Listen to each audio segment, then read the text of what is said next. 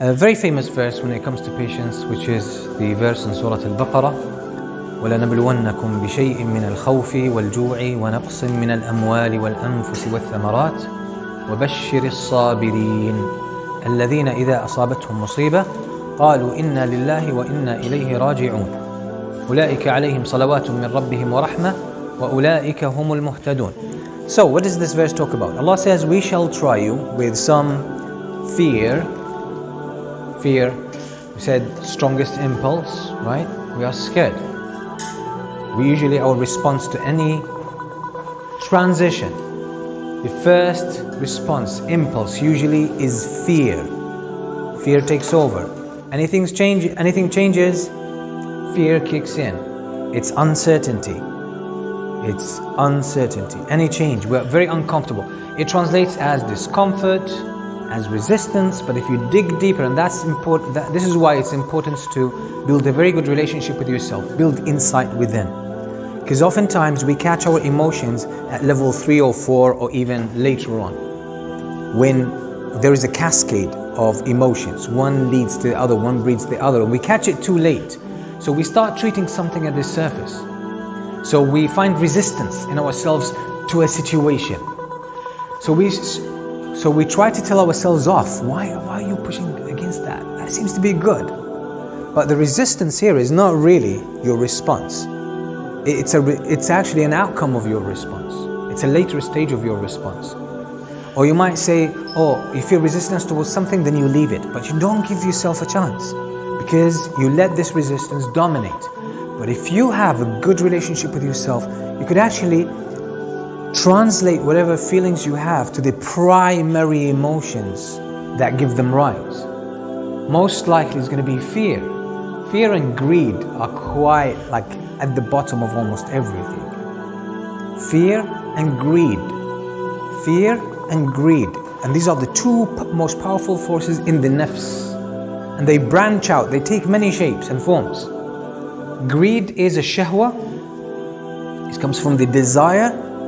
And fear comes from al-quwwa al-ghadabiyya, the need for survival, for protection. So Allah subhanahu wa ta'ala says, we shall try you with some of fear. And what?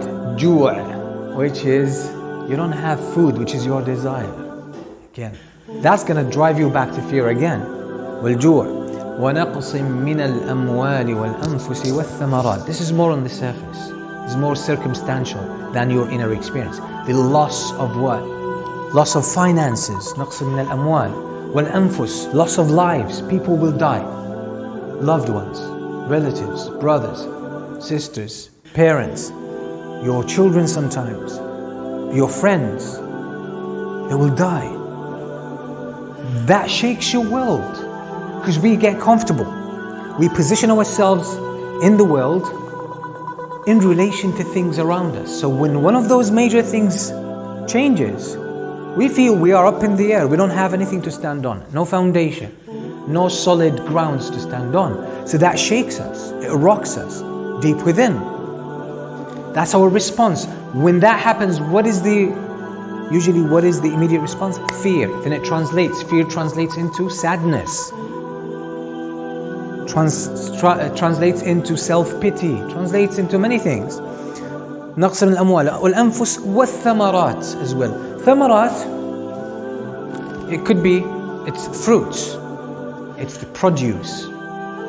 And that could be financial loss, or you don't have any financial potential.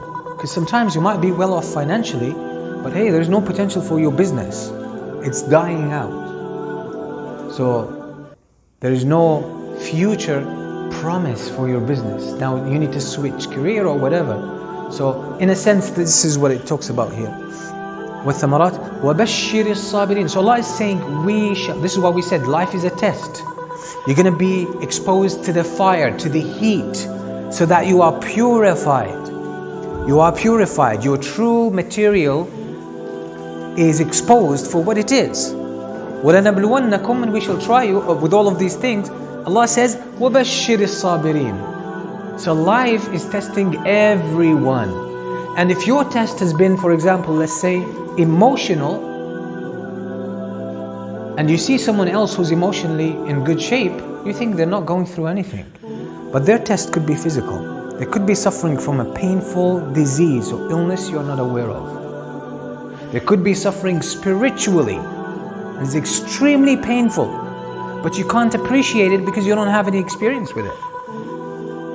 That's why we usually look, or we idealize other people's experience when we emphasize our suffering. So our perception is twisted.